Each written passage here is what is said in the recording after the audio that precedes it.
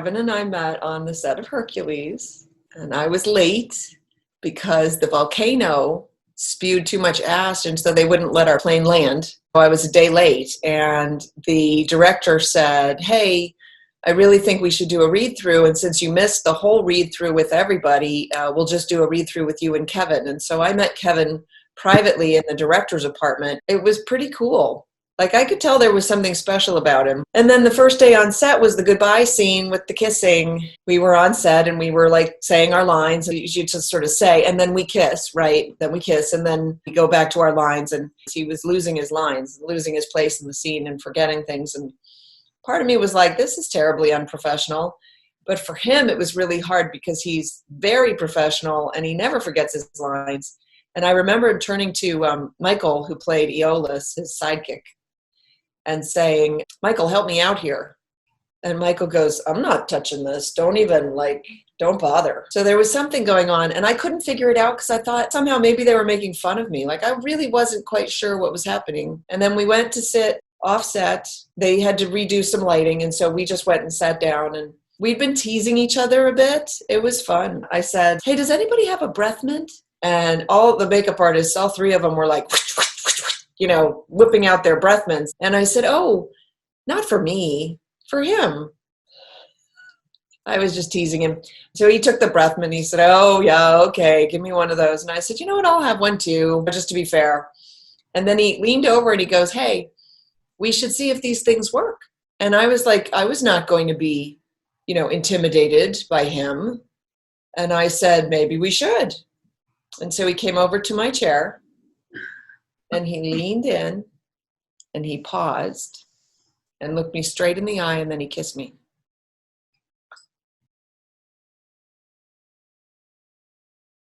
It was the end of the week and I had a free evening, and I said, sure, we'll go out. We went to see Shakespeare in Love. We had dinner first, and then we got to the movie a little bit early. And so we were sitting in the movie theater, and he said to me, I know where I'm going to get married. And I'm like, really? Because that's first date conversation. And he goes, yeah, there's a little chapel in the Swiss Alps. And I said to him, you mean in Garmisch? And he was like, yeah, how do you know about Garmisch? And I said, oh, I have a painting of it that my grandfather gave me of the chapel on my wall, framed in my apartment. And he was like, that is just uncanny. And then he said, okay, and I'm going to have 3 kids, boy, boy, girl. And I said, that's so weird because that's what I'm having, boy, boy, girl. It was just sort of meant to be, I suppose. So we dated for 6 months before we got engaged. We were engaged for a year before we got married. We were a little gun shy to get married, but we knew. So it was just a matter of getting comfortable with the idea of being married to someone. About 4 months before we were going to be married, he had 3 strokes and ended up in intensive care. We were questioning whether we should get married. He was questioning whether I should marry him because he was severely debilitated. But I had a great deal of confidence. I had a good deal of faith that he was going to recover. I can't explain why. I just did. We went to see one of the neurologists for him and told him that, we were hesitating whether to get married or whether to, just postpone it or whatever. And the neurologist said something so clever. He said, I tell my patients, never put off life because of an illness. And that just made sense to us. So we started planning to elope. At one point, he just mentioned his father was going to be so happy because he was the big holdout. The rest of his siblings were married already, and his father was going to be so happy. And I said to him, if we elope, your dad can't come, right? And he goes, yeah, I know. I think, he'll be very happy to know that I'm married.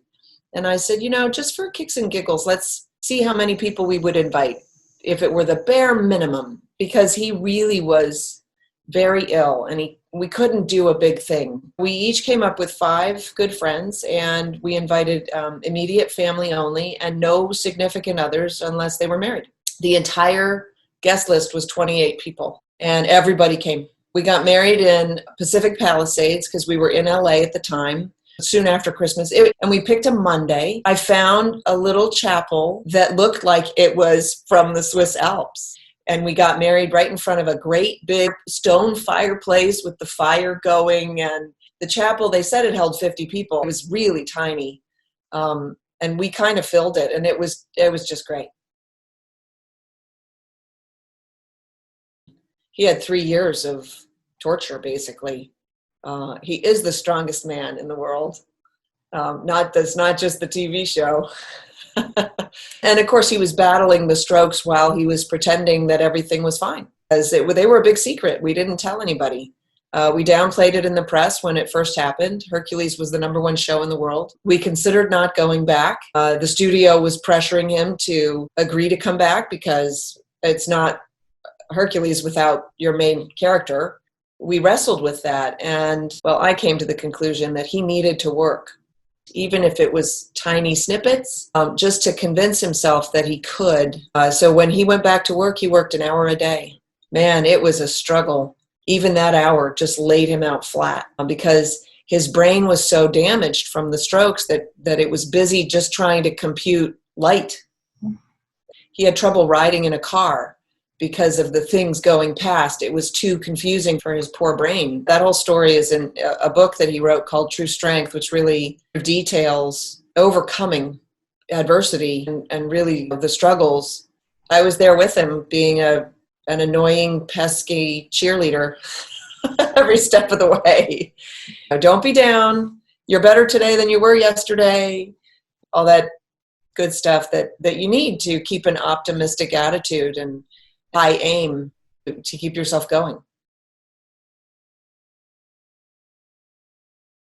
He had something in his shoulder. His arm was killing him. He was like, oh, it really hurts. And for a couple months, actually, I would say. And it just sort of got worse and worse. And then his fingers started turning blue. They were cold. He couldn't figure it out. And he was on a publicity tour for a big movie that he'd done. So traveling all across the country.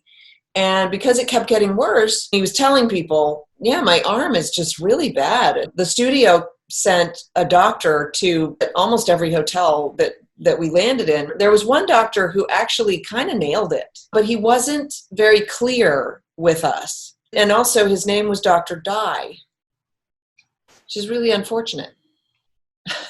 And he said, I think it's circulatory. Here's some beta blockers. Take these pills. And Kevin he never drank caffeine. So take pills. I'm the strongest man in the world. I play Hercules on TV, this kind of thing. And then he got back to LA and he saw his doctor, but he went to see a chiropractor also on a day that was sort of particularly hard.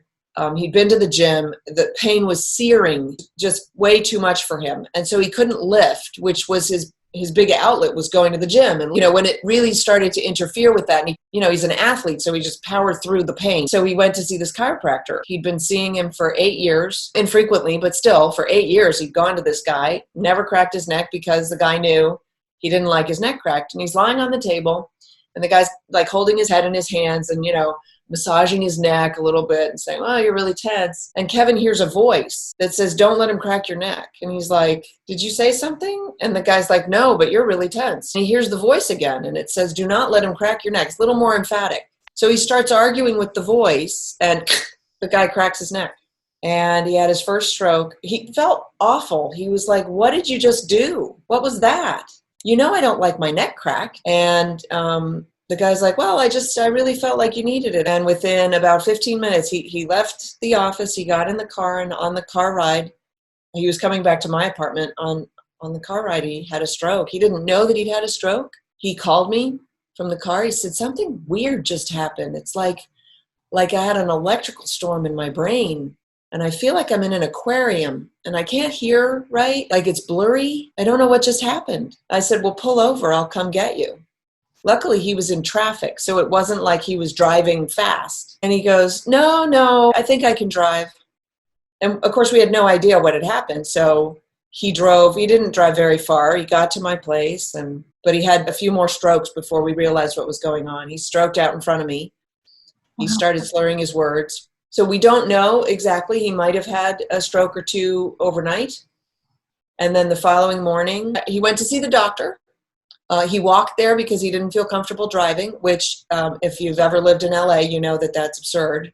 You don't walk anywhere, but he walked. He said, not for nothing, doctor, but I have that thing and but I also can't see right. And the doctor said, well, why don't you go to your ophthalmologist? And so he walked there, and the ophthalmologist documented a bilateral loss of vision, which is indicative of a stroke, and sent him home. Both doctors apparently were thinking, oh, this guy's stroking.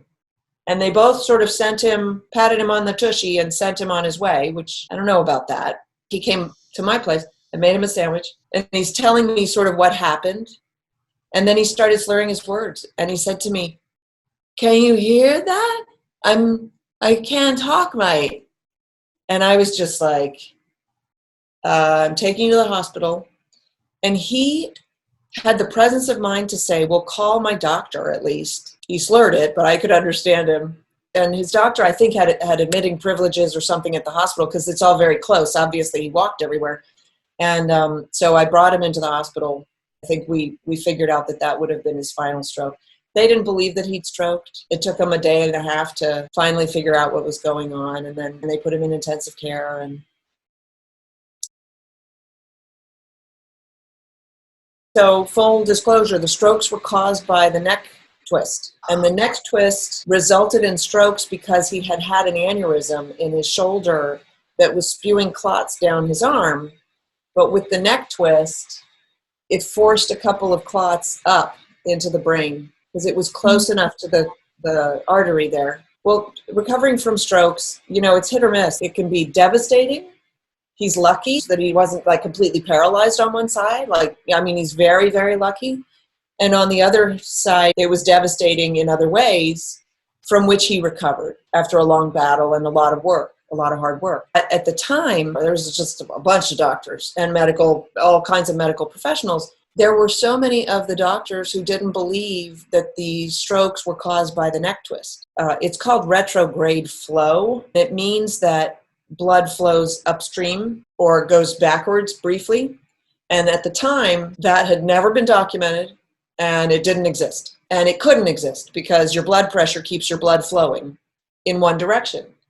But that's not actually true. And so in Kevin's case, and now they've documented other cases, but in his case, he was one for the record books. This neck twist had apparently forced the clots upstream in just that little bit, but I guess, that was enough for them to go up into his brain. I tend to be fairly calm, so I kept a pretty level head. They wheeled him out of his first surgery to try to start to correct things. And they wheeled him out, and he had some kind of reaction, and he was shaking violently. He was filled with blood thinner. If he pulled anything, he had a tube going into his groin through his heart to put clot-busting medication in his shoulder. And he was shaking uncontrollably. And if he pulled anything so that he started to bleed, they wouldn't be able to stop the bleeding because there was no clotting in the blood at that point because of all the medication that he was on. And the nurse, I remember as a male nurse in the ICU, shouted, "We got to get him back into surgery stat. We're going to lose him." And that's when I lost it. I can't tell this story.